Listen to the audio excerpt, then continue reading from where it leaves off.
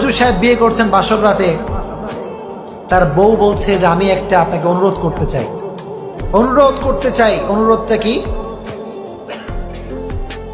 বলছে আমি আপনার সাথে সংসার করতে পারি, একটা শর্ত আছে। একটা কি আছে?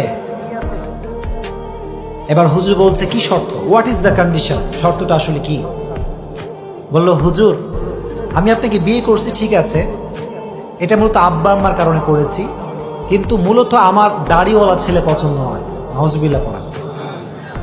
তা আমার যে সুন্দর চেহারা, এটা কি আপনার পছন্দ হয়?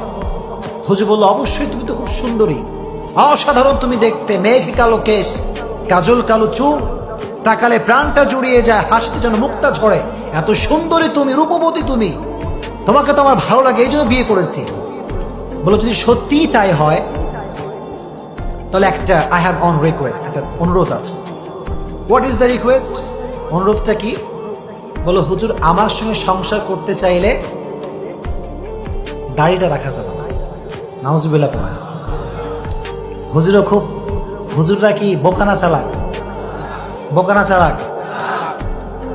হুজুর দেখে বোকা মনে হয় নাকি আপনাদের? আমাদের নিয়ে অনেকে জ্বলনী আছে না নাই? আমাদেরকে নিয়ে সব জ্বলনী। আমার অনেকে কয় যে হুজুর বেশি স্টাইল করে, আছে না নাই? হুজুর সেই হবে সবচেয়ে বেশি স্মার্ট, চিল্লায় কোন ঠিক কিনা?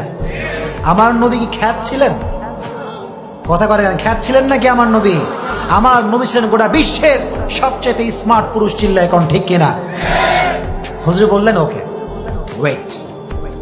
ওয়েট আ মিনিট, একটু সময় দাও, তুমি একটু এখান থেকে যাও, আমি তোমাকে উত্তরটা দিব আফটার অন আওয়ার, 1 ঘন্টা পরে। বউ ভাবছে আয় কাজ হয়ে গেছে। কি হয়ে গেছে? কাজ হয়ে গেছে। আমার স্বামী মনে হয় পটে গিয়েছে, দাড়ি মনে হয় আছে কেটে ফেলবে।